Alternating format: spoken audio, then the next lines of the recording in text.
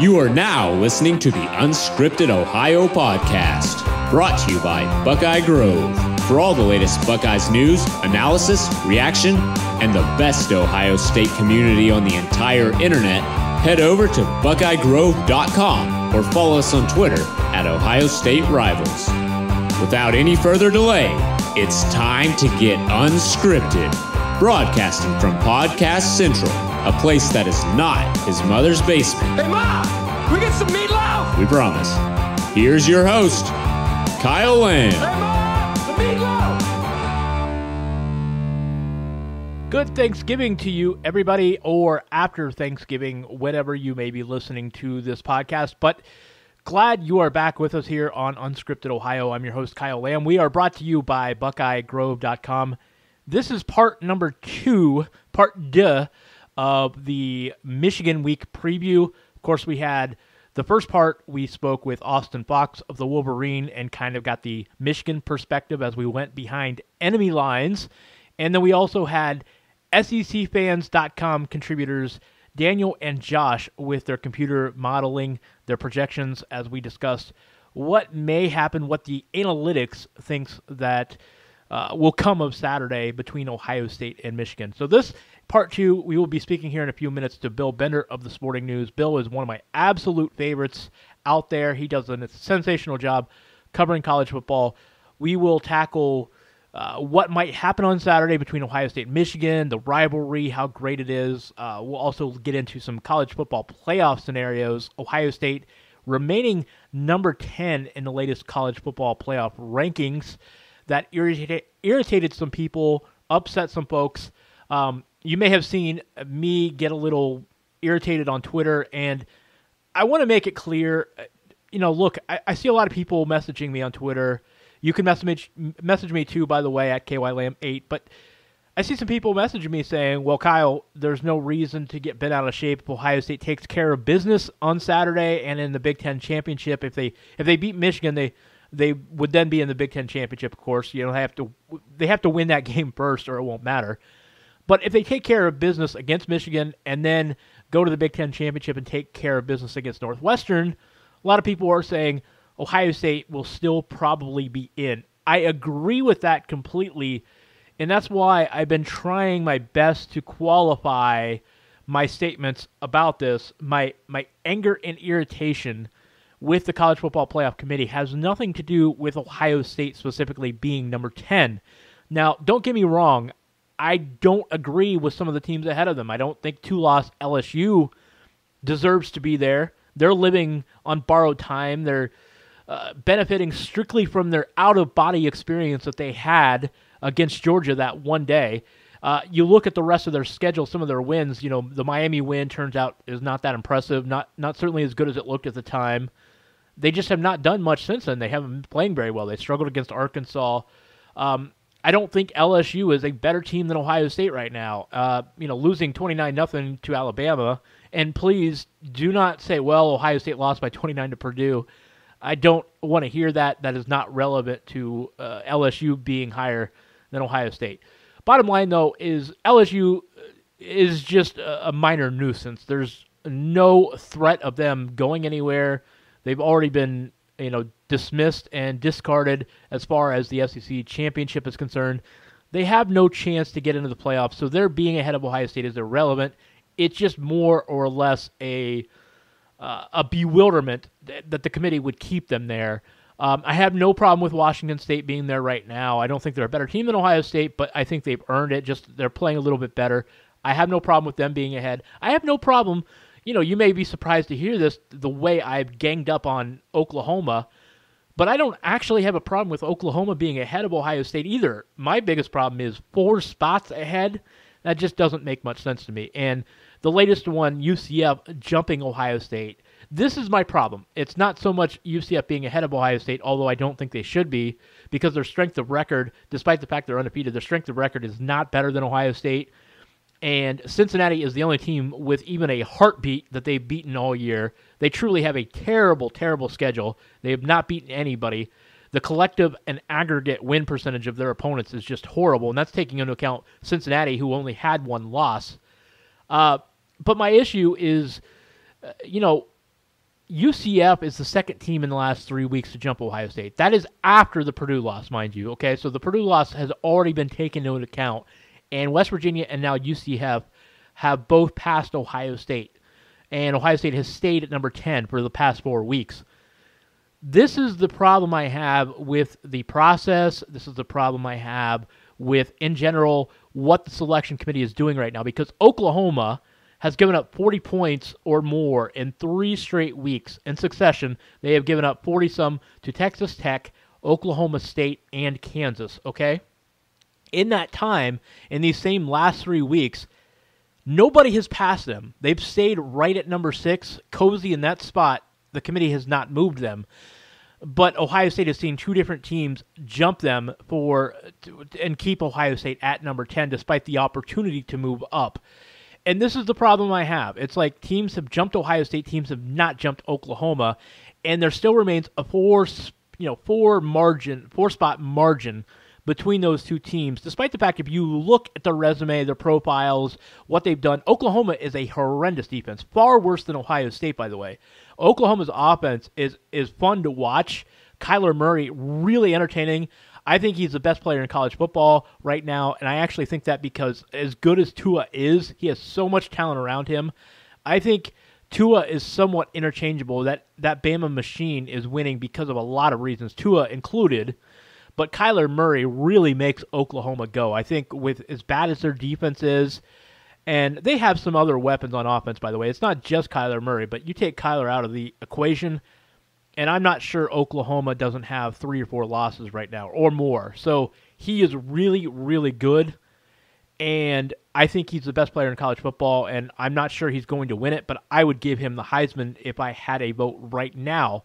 And of course, I don't have a vote, but I wish I did have a vote. Actually, if I were important enough to have a vote in the Heisman, I would hope that I'm important enough to have a say-so in a lot of other matters, including the college football playoff.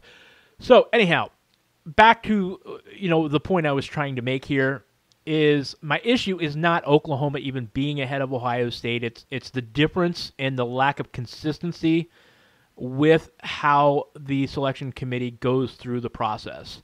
And that is my biggest issue. The fact that Ohio State is 10 right now, I don't think makes a big difference. I think if Ohio State takes care of business, I do think they've got a really good chance of still getting into the playoff. I just don't like the inconsistency and how the committee has gone about this. I think it sets a bad precedent. I think this process the last few weeks has been lazy, half-assed. And my issue is if you're not going to take it seriously, if you're not going to be thorough and look at all the data and not just make these off-the-cuff remarks like, well, we've been impressed with how dynamic Oklahoma's offense is. Okay, that's fine and everything, but, you got to have some consistency and you got to take it seriously because otherwise you get in some bad habits, and I don't see the point in going through the process and having all these rankings come out every week before it actually matters.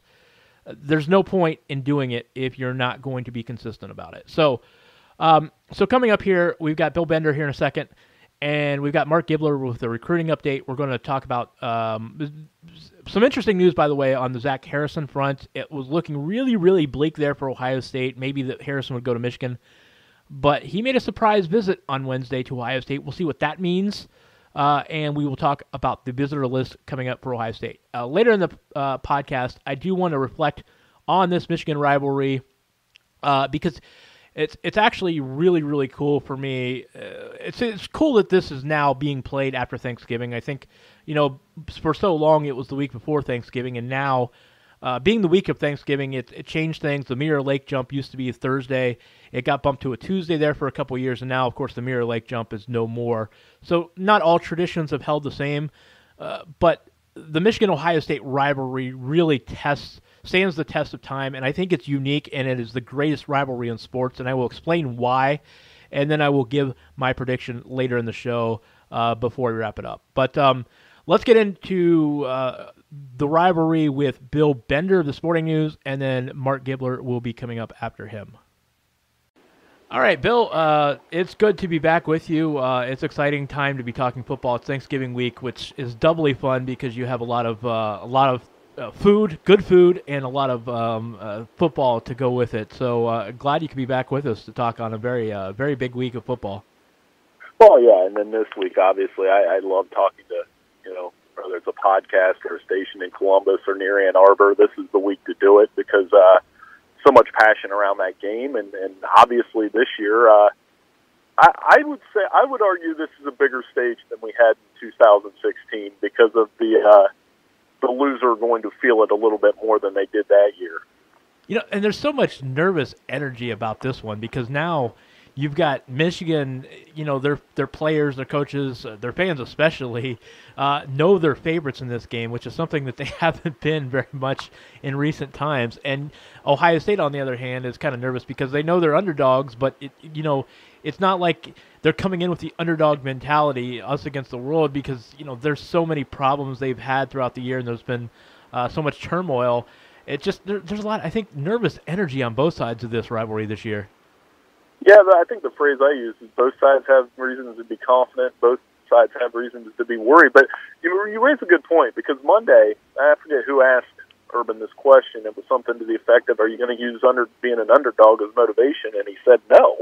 He's going to prepare for the game. And then on the other side, I thought it was a bit of a coaxed guarantee with Caron Higdon. He led them there, and that being a journalist too. That we're trying to dig for headlines when I think both teams are actually just relieved to get to this game because it doesn't matter how you got there. The point is you got there.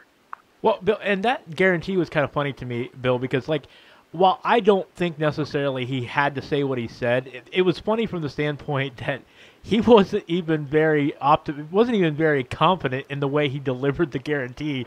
Like, he really hesitated. You could tell it's like he was thinking whether he should say it or not. It didn't come across as a very confident guarantee.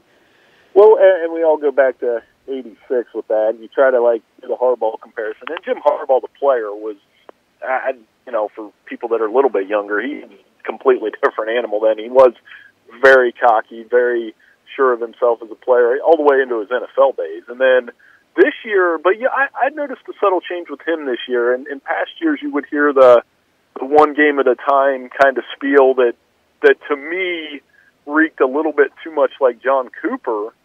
And then this year they asked him, is this just another game? And of course he bit back with, of course not. And that's the interesting thing to me is Harbaugh's kind of changed his tune a little bit, whereas Urban's has been consistent. I mean, he's a big game, big-time rivalry coach, and that shows in his record. Do you think that it reflects in any way of Harbaugh maybe knowing he will start feeling it if he doesn't beat Ohio State this year? I think I don't think it's like a job thing, but I think it's a pressure from the standpoint of, okay, this is a team that in theory, and I'm not, we can get a prediction, whatever, later. In theory, they're favored, right? This is a game that Michigan, like you said, fans, players, they should feel like it's time for them to go win this game. And if they lose, there will be a frustration that if you can't do it now, when are you going to do it? I mean, they are loaded up front. Shea Patterson's been a difference maker at quarterback. I think that's more than anything. I think that's what separated these two teams over the last 10 to 15 years is the quarterback position. And they've got one. So, yeah, I totally agree with you. If there's a loss here, I don't think it's a Jim Harbaugh's getting fired deal. I think it'll feel a little bit like the back half of the Lloyd Carr era. Bill, I'm curious. Since week 3, Michigan has been almost flawless. I mean, their offense has not been necessarily a juggernaut, but it's been really, really good, really efficient, not making a lot of mistakes, and doing what it needs to do to win by comfortable margins with that defense. But this week against Indiana, they struggled to punch the ball in the end zone when they got down there, and the defense gave up a little bit more yardage and more points than they had been. Was this, maybe just Michigan having a bad week, maybe looking ahead to the Ohio State game, or do you think there were some chinks in the armor there that we saw against the Hoosiers? I thought that their red zone offense was very poor in terms of that they could have, they're going to have to convert those into touchdowns this week. You can't settle for field goals against Ohio State in this game, and I think there was maybe a bit of look ahead. And I would say the same thing about Ohio State, because the thing that did for me was now I'm kind of feeling like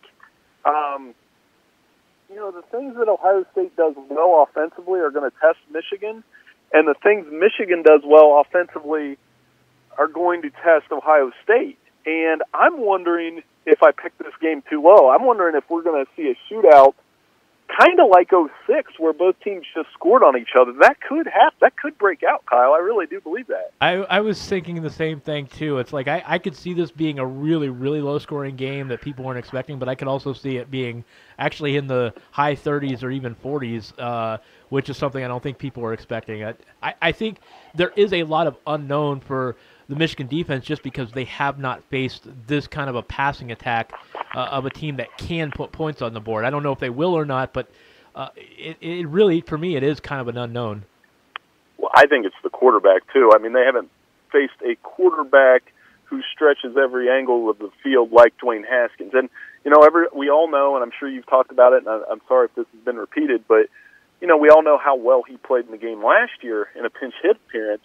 And I went back and looked, and on third down in that game, because this is what stood out when I was there, I remember this very distinctly. On third down in that game, he was 3 of 4 for 80 yards.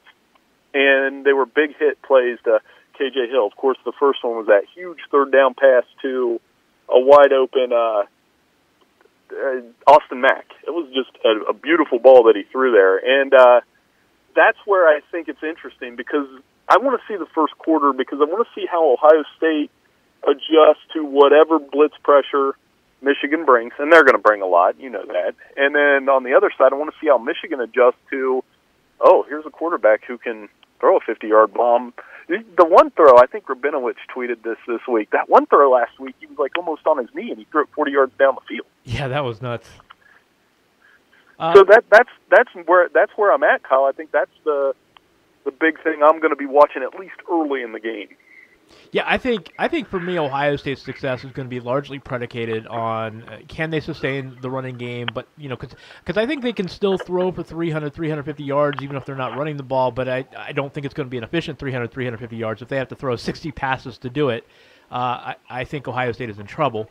But, if they can do it efficiently and put up 350 yards and sustain a ground game, I think it's more important is will they continue to have that success with the zone read and Michigan at least having to keep Dwayne Haskins as a runner being honest this week, because I thought the third down conversions were huge against Maryland in that they were able to convert those short yardage situations, which is something we have not seen from this Ohio State offense in recent weeks.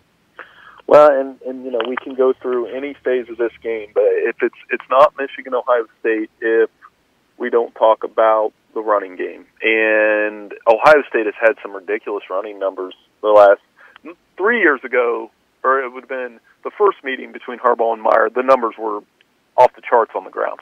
Last 16, they weren't great. Last year, they were pretty good. And you're exactly right, because last week was the first time we kind of saw Haskins really take that zone read and go with it.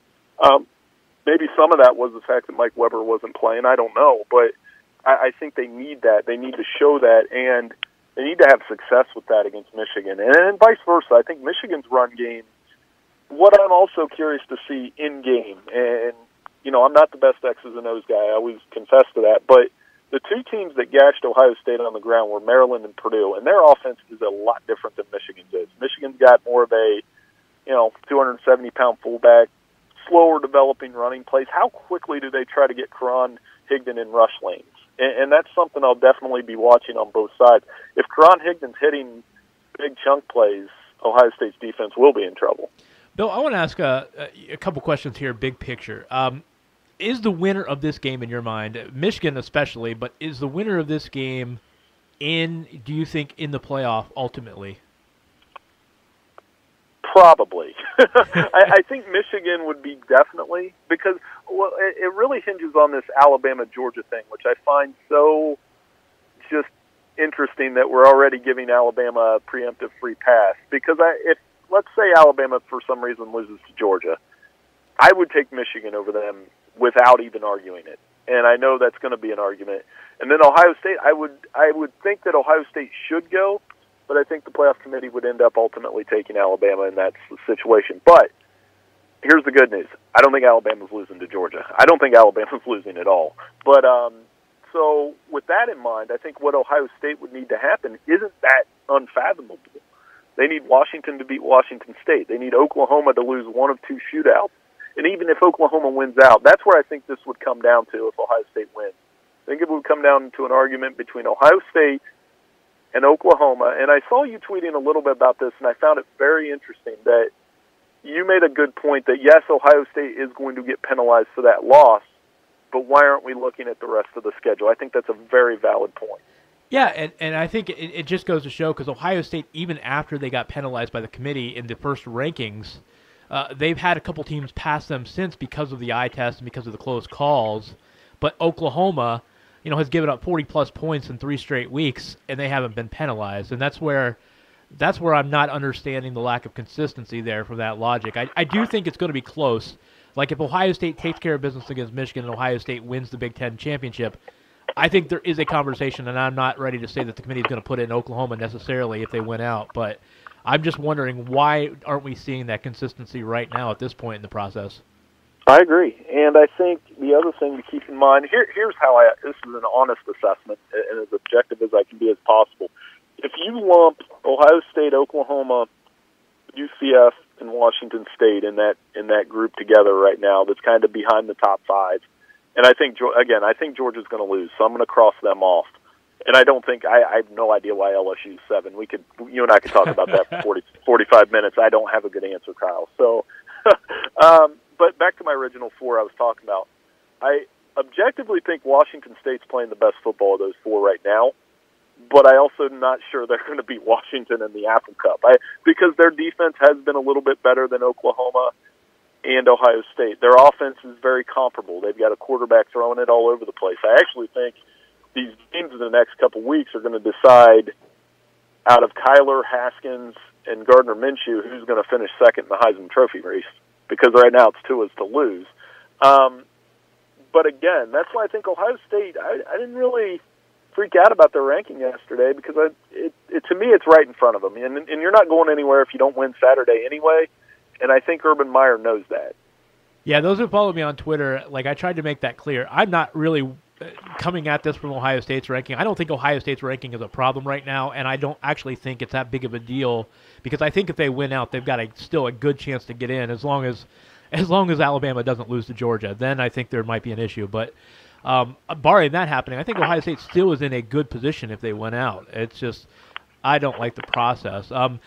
I'm curious what you think of this Clemson team, because they are playing lights-out defense, and it's really tough to know just how good they are, because that ACC has just opened up and become a dumpster fire this year. But their defense has been stifling. It's given up one first-team touchdown in, 7 weeks or something like that. Are they being? I know their offense isn't great, but are they, quietly a real threat to Alabama in the playoff? I think so. And this was selfish all along, and I'll admit to it, because I wanted to see, whether it's Ohio State or Michigan, it's immaterial to me. I wanted to see the Big Ten champion play Clemson. And I don't think it's going to happen unless Notre Dame loses, because I think we're going to get Notre Dame Clemson in that other matchup. Because I wanted to see, I think one of the worst miscalculations of my journalistic career was picking Ohio State to be beating Clemson, and then seeing the gap between those two teams that night anyway. And I want to know what the gap between Clemson and the Big Ten champion is, because I'm seeing it the exact same way you are. I think Clemson's fantastic. I think their offense is good. I think Etienne's a really good player. Trevor Lawrence is, to me, future number 1 pick once he figures it all out. And the defense is good. But I want to see how an Ohio State stacks up against that now with an Haskins, or how Michigan stacks up against that with what they have with Shea Patterson in that defense. And I don't think we're going to get it, but to answer your question, yeah, Clemson's very good. And I don't think they're scared of Alabama, because they've been in the ring with them 3 times. So if I ask you to tell me, out of the 4-spot candidates, Michigan, Ohio State, Oklahoma, Washington State, I think those are the realistic ones right now, who do you think would have the best chance of upsetting Alabama in that semifinal? Oh, man. Oh, don't make me rank them. I would honestly probably answer Oklahoma, because I think they have the best offense, and they could freak Saban out if they got off to a hot start with that offense with Kyler. Ohio State, from a talent standpoint, probably matches up the best, just because it's always been my theory that Alabama freaks out a little bit when the talent's close to even, and that happened when they played in the Sugar Bowl. I don't know if you see it that way, but I just thought this was one of the rare instances where Ohio State had 4- and 5-star talent that was in Alabama's neighborhood, if not better that night, and it was. I'd love to see Michigan's defense against Alabama's offense because I think those are the two best individual units in the country, but I don't know if Michigan has enough offense to do it. And from a journalistic standpoint, once again, Washington State, the week leading up to that, would be gold with Leach and Saban in the same room. But Mike Leach is gold no matter where he's at. Yeah, that would be great, just seeing them in the same press conference setting, but the game itself would be Alabama by a lot. So I think my answer is Oklahoma, but not by. I don't think I need to see Ohio State's best game before I can even make that assessment. You know what? That's how I feel. Like, I still feel like, in a way, Ohio State is a bigger threat to Alabama than anybody else. Just because if the talent, they have the talent on both sides of the ball to match up with Alabama, like you said.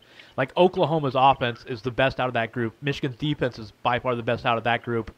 But Ohio State has the talent on both sides of the ball that could attack Alabama with the dynamic passing attack, and also if the talent ever shows up on defense for Ohio State, it's there.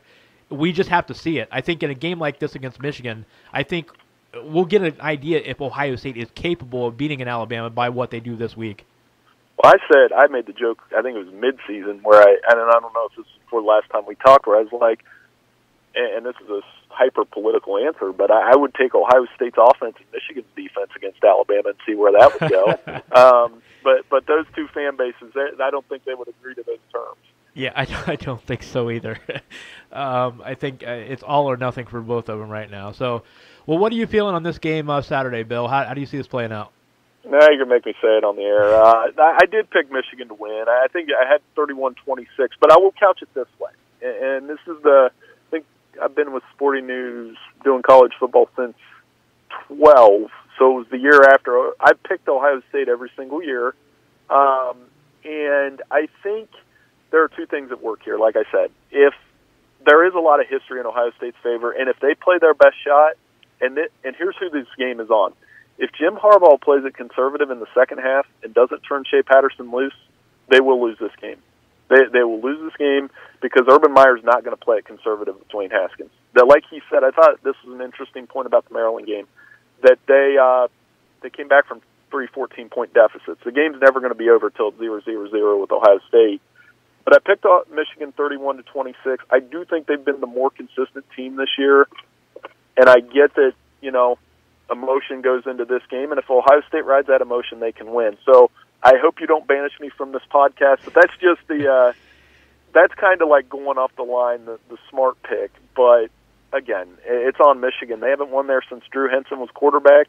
It's really on them to go out there and finish the job. Hey, don't feel bad, man. I've gone back. I still haven't given an official prediction because, honestly, I haven't been able to decide what I think. Like, for a couple weeks there, I said I thought Michigan would win just because I thought they were really good, and I thought this was the year they finally break through, and it's got to happen sometime. But I'm still not ready to say it yet because, I don't know, this Ohio State team is just so perplexing. I just don't know what to expect from them. And that's why, I would circle back to the beginning of our conversation. It's kind of the column I wrote at the beginning of the week, that I think both teams have every reason to be very confident and every reason to be very worried. And when that happens in this game, we get stages like 16. 16 was the most fun game for me because every play I was on the edge of my seat wondering what would happen next. It was even better game, actual game, not the build-up, the game, than 06. And I think we're going to get something in that neighborhood on Saturday. So hopefully it's fun. And, like I said, the winner's going to feel it great. The loser's going to feel some heat. But anybody who doesn't want Urban Meyer and Jim Harbaugh back on the sidelines for this one again next year is out of their mind. Yeah, I think especially if Michigan, this is a Michigan we're going to see going forward. Who wouldn't want this? This is pretty terrific. Bill, I appreciate it. You can catch Bill, of course, on the Sporting News. Catch him on Twitter at BillBender92. Bill, I hope you have a great Thanksgiving, and thanks for taking the time to catch up with this huge football weekend. Absolutely. Thanks so much, Kyle, for having me on. Appreciate you. It's time to go inside Ohio State recruiting and take a peek behind the scenes with Buckeye Grove recruiting guru Mark Gibler and his magical orb of wonderment. They said it couldn't be done, but he's outdone himself once more. Back for another recruiting roundup. That's what I do. I drink and I know things.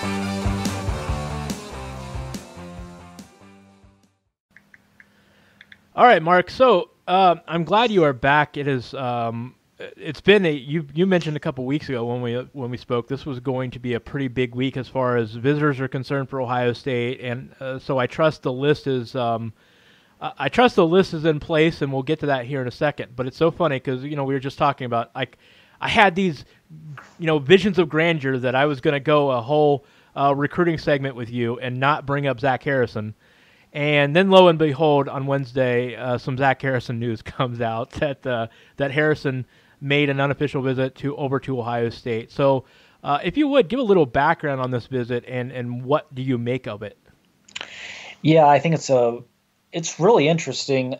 I think people were a little disappointed with me that I didn't get as amped up or get them as enthusiastic about the previous one he made.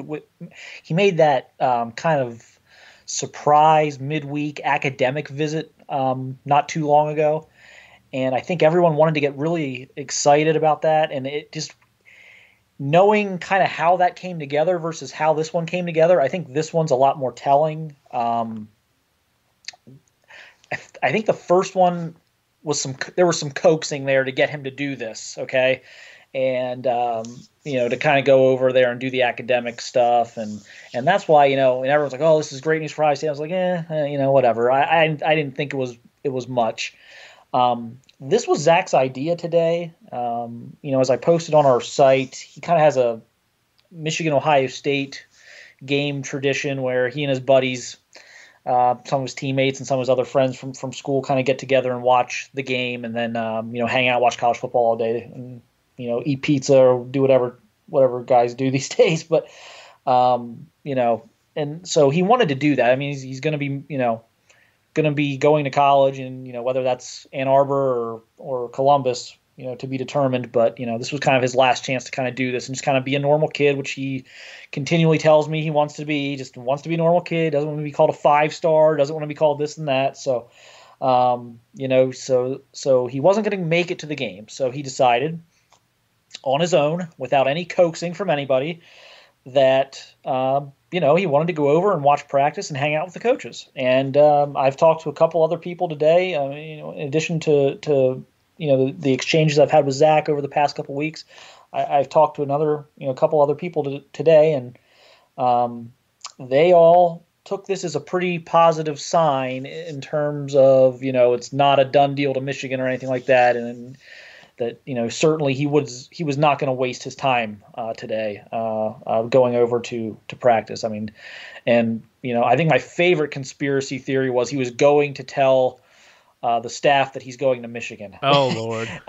If you've spent 5 minutes around Zach Harrison, you would know that is preposterous. I mean, there is no chance he was going to walk over to the Woody Hayes facility and tell Urban Meyer a couple days before the Michigan game that he's going to Michigan. I mean, that's just not a move Zach Harrison would ever pull. Yeah, I don't think there's any way to spin this unless you believe in that theory, and I hope there's nobody that actually believes that. But unless you believe in that theory, there's no way to spin this except as at least a positive outlook for Ohio State, just because.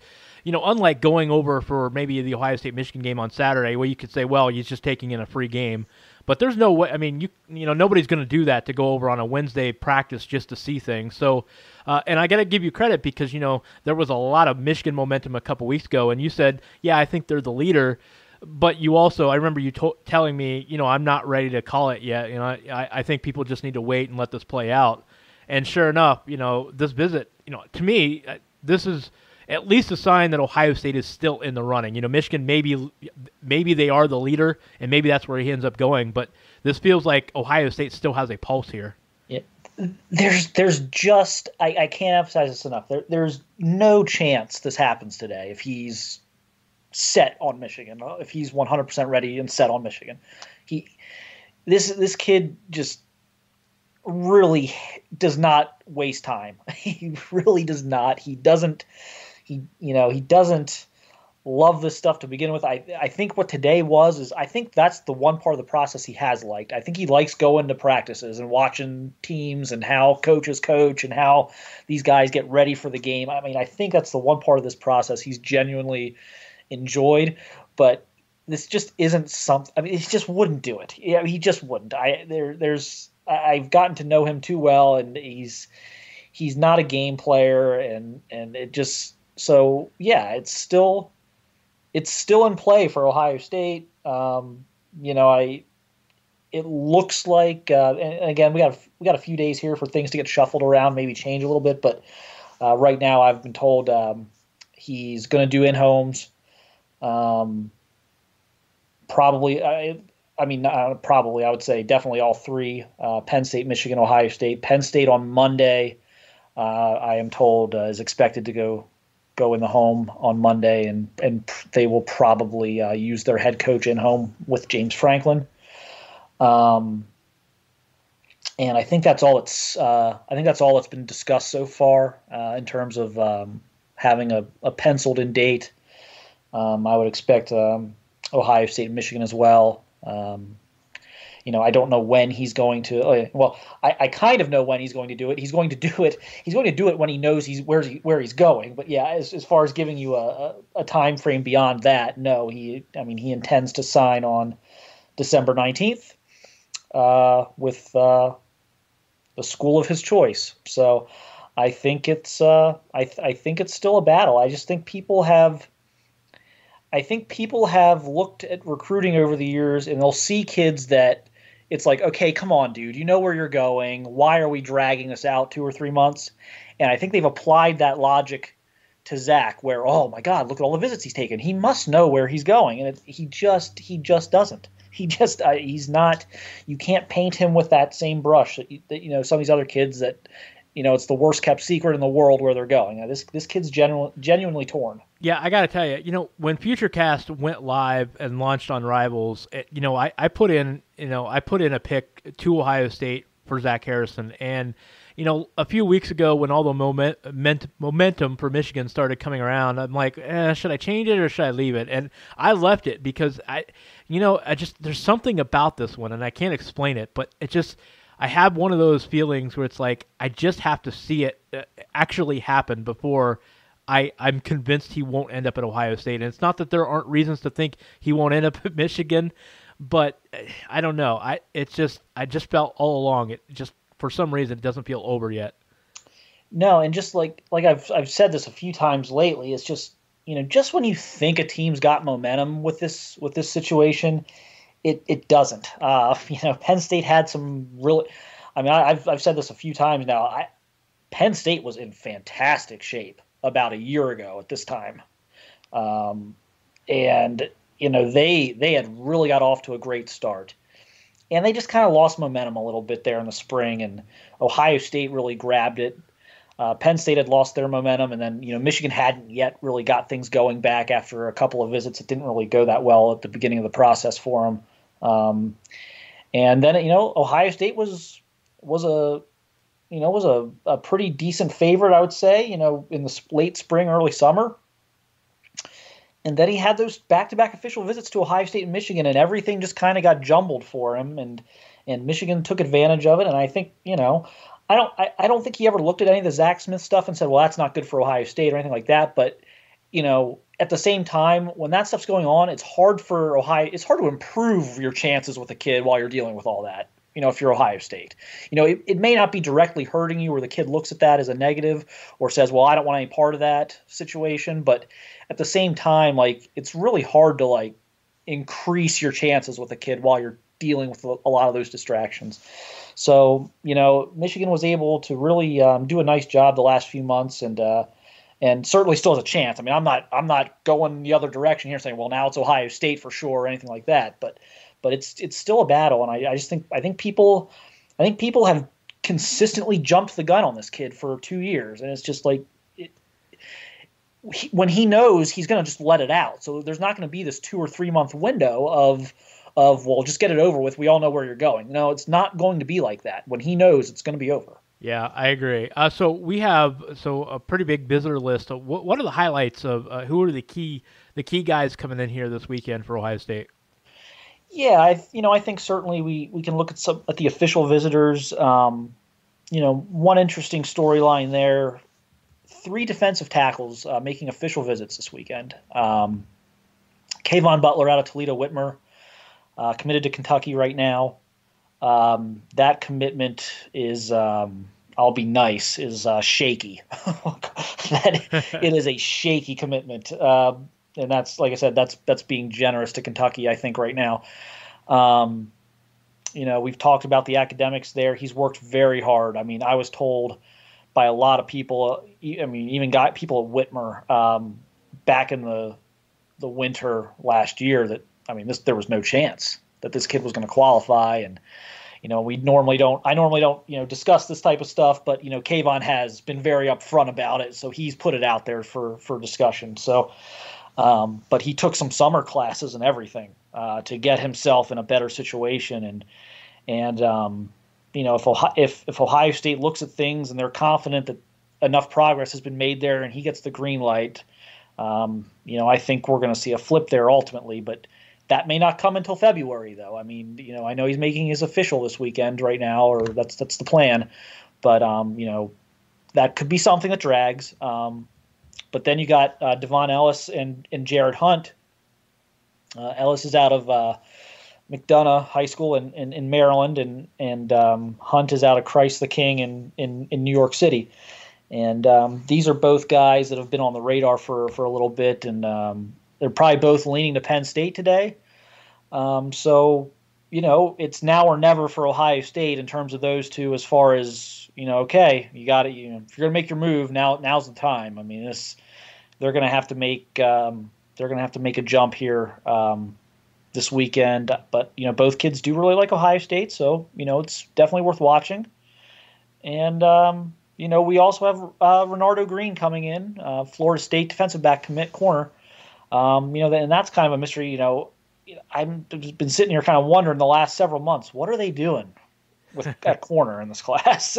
And so we'll see if something happens here. I know when they offered him, that was a big thing, and there certainly are people who think that they could flip him. One guy I wanted to ask you about, is Tommy Eichenberg. He, after a lot of speculation that, he was going to back off his Boston College commitment, he finally did on the heels of an unofficial visit to Michigan. Is it an Ohio State-Michigan battle brewing for him? Yes, and, this is something I will hopefully get more locked in. It's one of these deals where you put your visit list together like a week ago, but it doesn't really mean anything. You still have to go back and make sure everybody's still coming. But Tommy, the expectation is that Tommy is going to be there on Saturday as an unofficial visitor, and then he's going to then make official visits later to Michigan and Ohio State. And he's also told me in the past, and this is subject to change as well, but he has told me in the past that, there's a chance he would just not sign in December and, kind of focus on some things in January and then sign in February with his school of choice. So that's possible as well.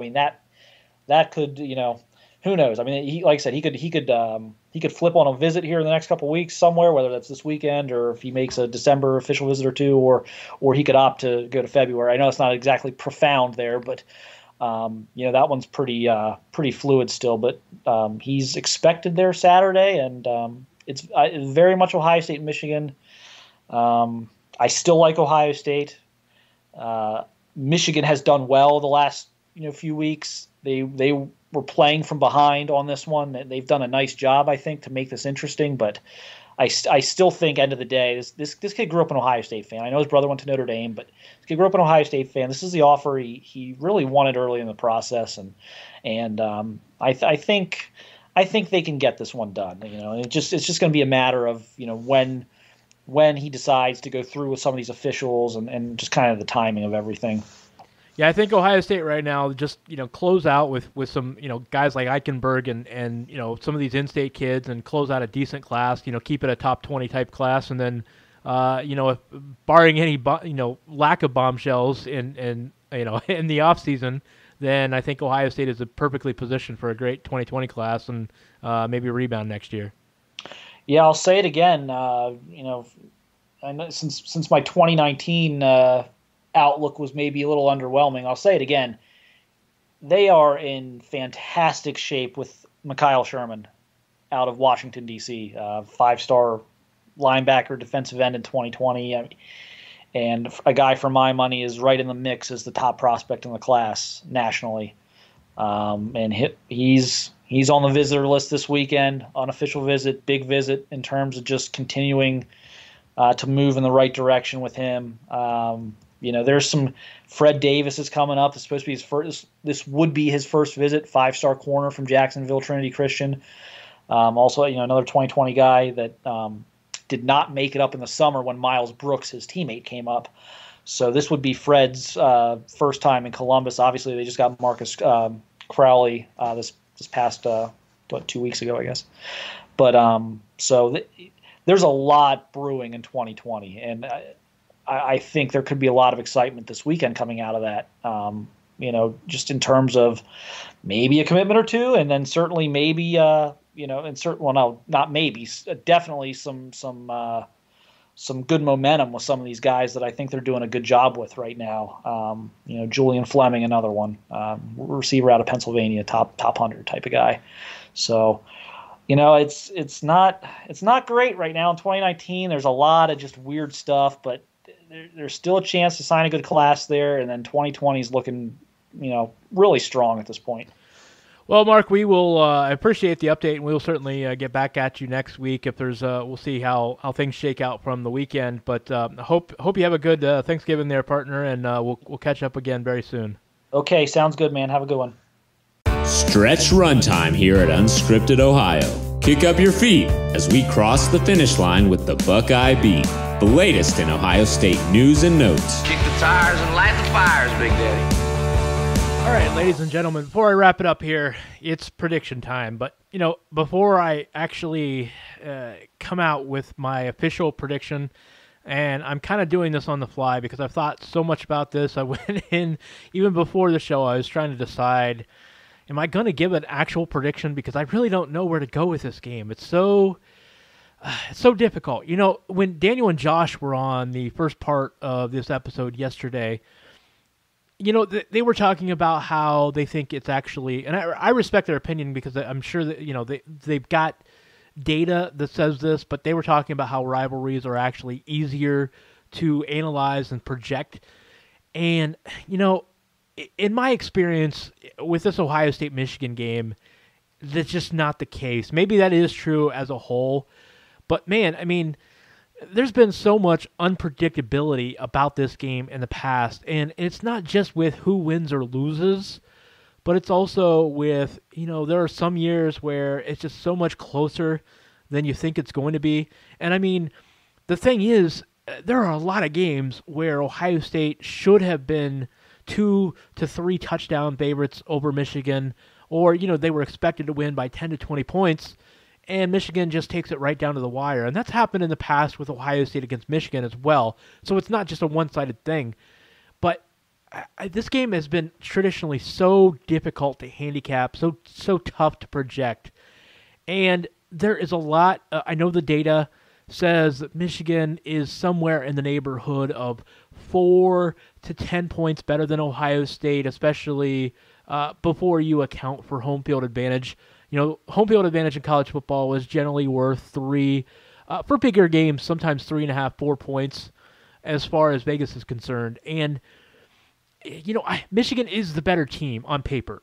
But the thing is, though we have not really seen it from Ohio State this year, somewhere locked away, maybe they threw away the key and it'll never get out. But there is this talented, capable Ohio State team that could come out and look scary good on both sides of the football. And we know, because we've seen at times The special teams look really good. We know Ohio State has an excellent punter. They've got, I think Blake Heibel is a very capable kicker. Since he's come in, he's been a little erratic, but I think he's got a lot of talent.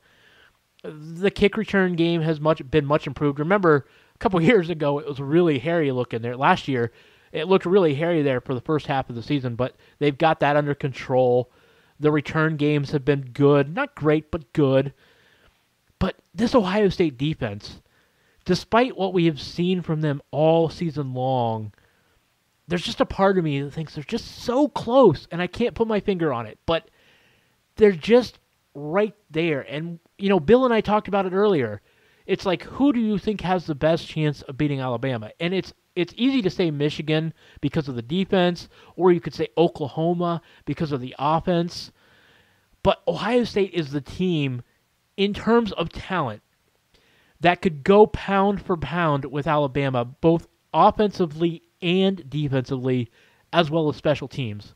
And I'm not saying, if Ohio State went up against Alabama, I'm not saying I would put money on that happening, because Ohio State would be at least a 2-touchdown underdog in a college football playoff matchup.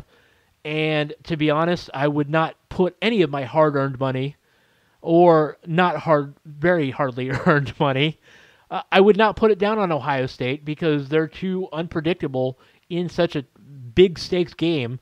They're unpredictable in any game, but especially in that kind of huge big game environment. I wouldn't trust them right now. But that said, if I just look at talent alone, I think this Ohio State team can go up against anybody. I still believe that. And I know the defense has been a wreck. Maybe it's been scheme.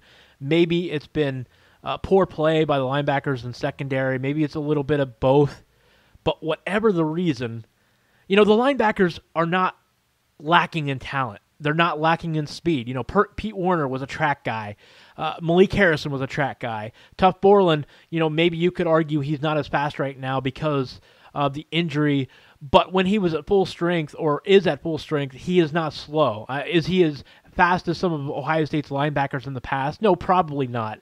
But I think these guys are not lacking on talent. They're not lacking on ability. Maybe their instincts are a little short from where Ohio State linebackers typically are at this point in the season, and I think that's hurting a little bit, because remember, the slow reaction times and instincts, sometimes that can make guys look slow, and I think that's what people are seeing as far as the ability, as far as the quickness is concerned. But I also think the scheme is poor, and I think they're in bad spots, and I think both the linebackers and the safeties are in spots to make plays one-on-one isolation that they normally would not need to make if the scheme were putting him in a better spot. So I look at this game, and people will always remember Michigan and Ohio State for it's a marker in time. You look back at your life and you think of, in terms of Ohio State, Michigan, what happened that year of your lifetime, and it's amazing that kind of a sporting event can have such an impact on your life. But there's something special about college football with this rivalry. And the reason I think that this is the best rivalry in sports is partially because it's college football and you play one time a year. When you look at Duke, North Carolina, Duke, North Carolina plays at least 2 times every year, and many years they play 3 times because they play in the ACC tournament. And theoretically speaking, Duke and North Carolina could play 4 times in a season if they ever met in the NCAA tournament, which they have not, by the way. That's never happened. Funny, amusing anecdote about that. My friends and I, some college basketball fans, we joke about this because have you ever listened to a Duke, North Carolina broadcast? It's so amusing because they play at least 2, sometimes 3 times every year, like I said.